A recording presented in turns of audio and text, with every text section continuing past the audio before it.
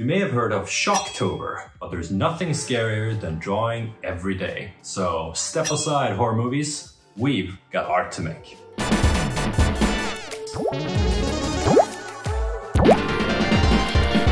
Perfect. October.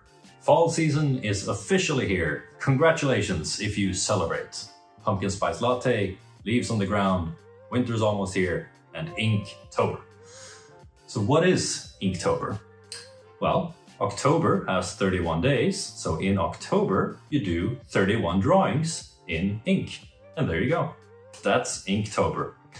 It started off as just a fun project by a guy called Jake Parker way back in 2009 and has actually grown into a bit of a global phenomenon. So when you're browsing Twitter, Instagram, any other social media this month, watch out for all those ink drawings. And if you haven't done so already, jump on board. Let's get to drawing. So at its core, Inktober really is about fun and learning. There's not very many rules to keep track of. There's not any competition. There's no fancy prize for the best Inktober winner. It's really all about what you make of it. And I'm using it as an opportunity to do 31 drawings during the month of October, which I maybe wouldn't have done otherwise. I'm doing them in black and white.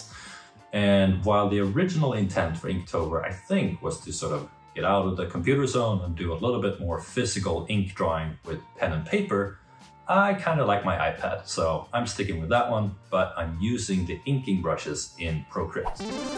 So, with that being said, let's get to work and do a little bit of a drawing. So, over to the couch. Right, here we are in couch mode, ready to get into some drawing. So as I mentioned, I'm just using the ink brushes, and I'm using this opportunity of Inktober to really dive into that section of brushes and mess around with them and see what they all do. I think before hitting record here, I tried out a couple different ones, and I selected one that I thought would work well for what I'm doing here. So what you're seeing now is kind of how I like to approach my base drawing. I am scribbling, I'm sort of thinking about the form, thinking about the gesture, sort of using that as a guide for myself to draw a bit of a simple puppet-like structure that I will then layer other details on top of. And I'm drawing this on one single layer and not really caring about what the end result looks like in terms of clean lines or shading. This is purely my sort of structural drawing. And for the head, I'm starting off with a circle, drawing another circle on the side to try to figure out the angle that this head is looking.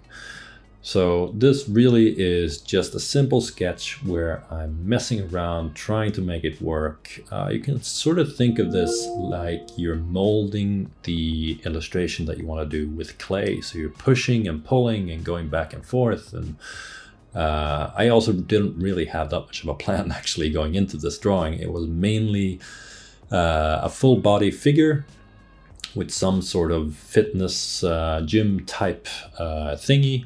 She ended up having a yoga mat on her back, which sort of came up while doodling.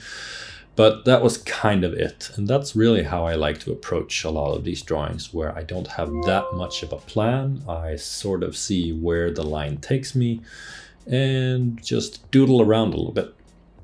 So here you can see me using the eraser every now and then, mainly just using the pen and drawing on top of what I've already drawn if it doesn't look too good, and just layering scribbles on scribbles on scribbles and sort of hoping that eventually this will probably look good. If I do my best, I will probably have some sort of a nice looking sketch.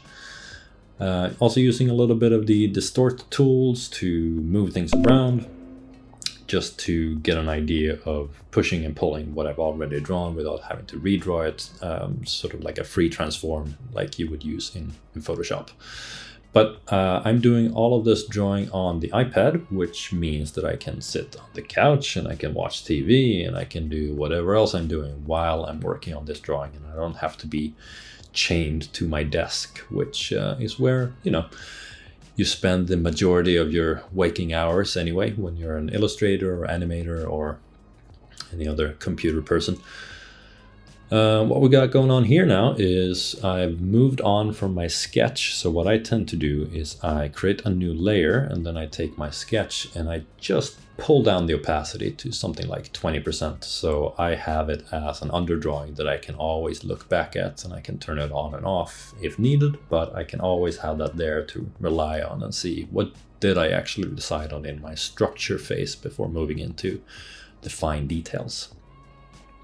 And style-wise, I'm trying to get some hard black shadows in there. I think that is a very nice comic book type look.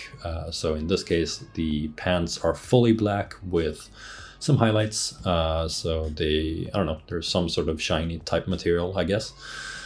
And for other parts of the body, I'm trying to block out certain areas with sort of full areas of completely black shadows instead of trying to get some sort of natural rendering type shadows.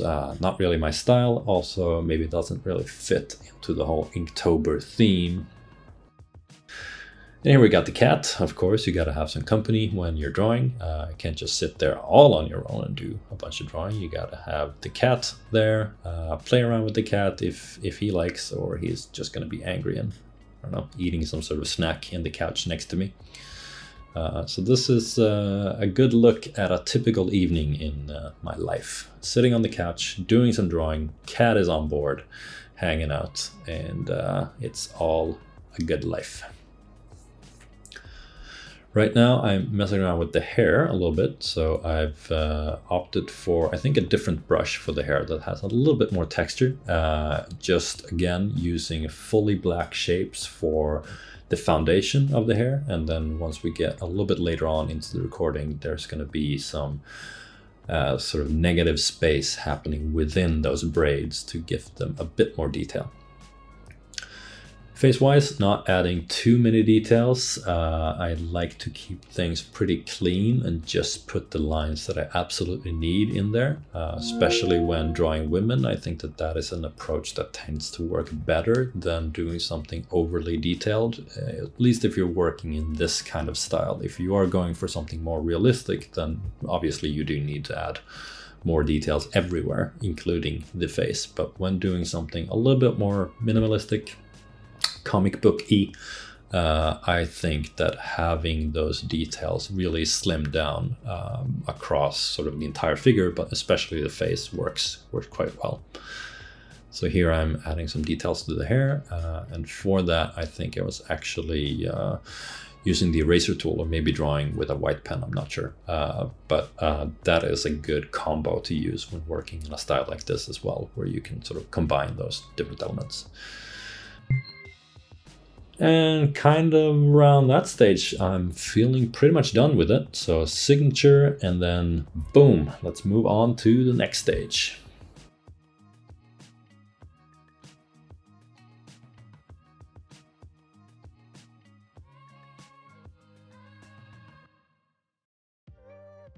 So Inktober is a great way to experiment, try new things, and just mess around a little bit and see what happens. And next to me here, you'll see some of the work I've done during the month. I'll just flash a couple of them here, and then stick around to the end and you'll get to see every single one of them.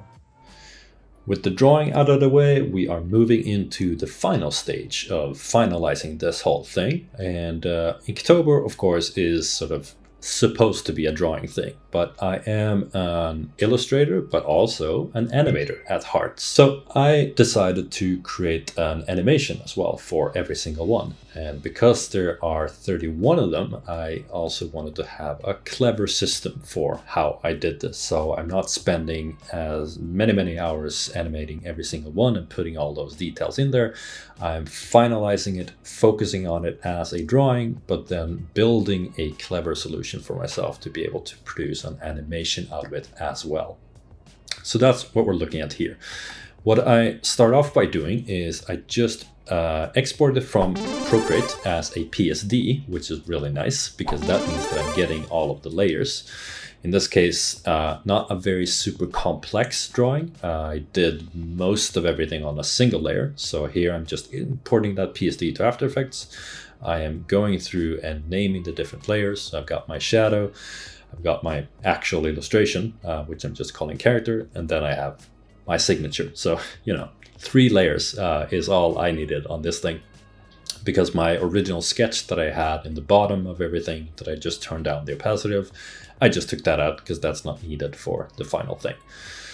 So what you're looking at here is my After Effects project that I've created, which has a bit of a template structure. And what I'm doing is I'm using an animated texture with the Stencil Alpha blending mode. And this texture is completely white in the beginning, and then it animates off, and then it animates on again. And that's just to have the animation make sense for social media. So you see the full thing, that disappears, and then it animates on.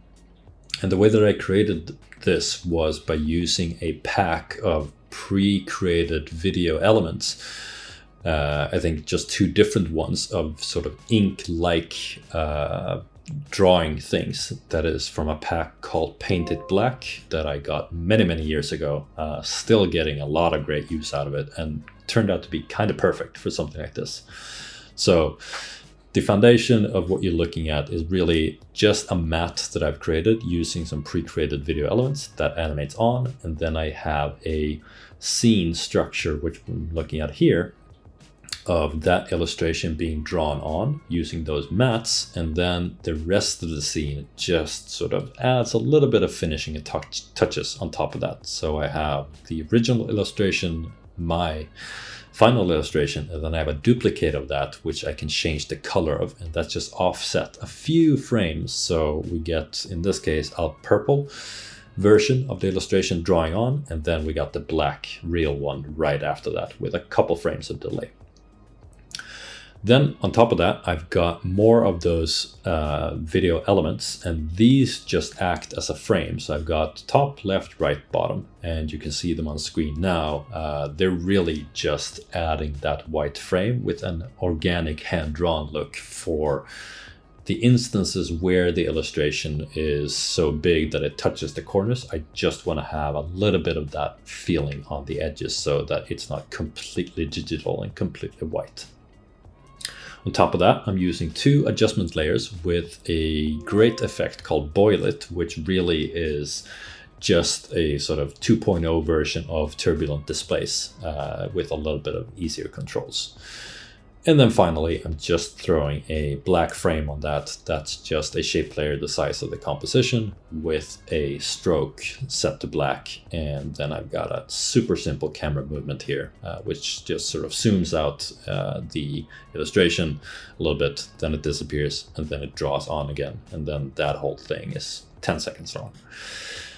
And that's how I did all of them. So every single illustration is using this exact same After Effects template. I'm just going through importing the PSD one by one, adding that matte into the illustration composition to animate it, removing all the unnecessary layers like the white background or my under sketch, and then I've got the animation done.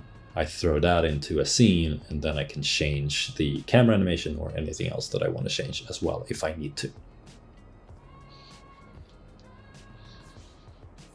All right, we did it. Inktober 2022 is done. You did your 31 drawings, I did mine. We're very happy with the work that we made, or we're kind of happy and want to do better next year. Perfect opportunity to try to do it again, or go off in November and try out something else. So what happens next? Inktober is done. Never drawing again, right? Well, probably not. So what actually tends to happen is that once you get into this rhythm, and I've done Inktober in the past, I've done 365 drawings a year in the past, once you start to get into that rhythm, it's actually harder to stop than it is to continue.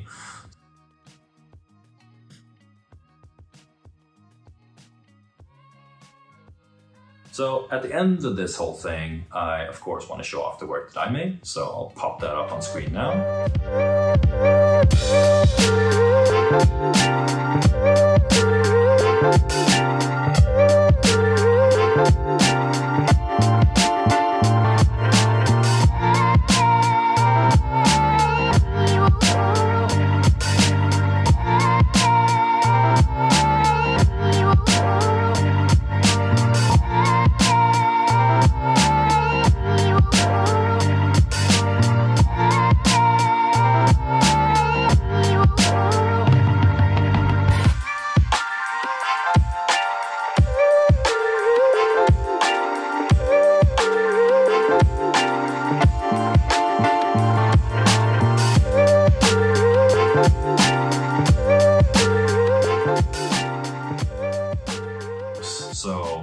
What did I learn? Was it worth it? Would I do it again? Simple answer to all three, hell yeah. It's a great opportunity to do some new work that you wouldn't have otherwise done. It's a great reason to try out some new techniques and just get a little bit of inspiration that maybe you wouldn't have gotten otherwise. If you want to look at each piece more in detail, feel free to hop on over to my Instagram where all of them are posted. And if you want to see what I'm up to during the month of November and December, and maybe even after that, make sure you like, subscribe, do all of those things that you do on YouTube, and see you next time.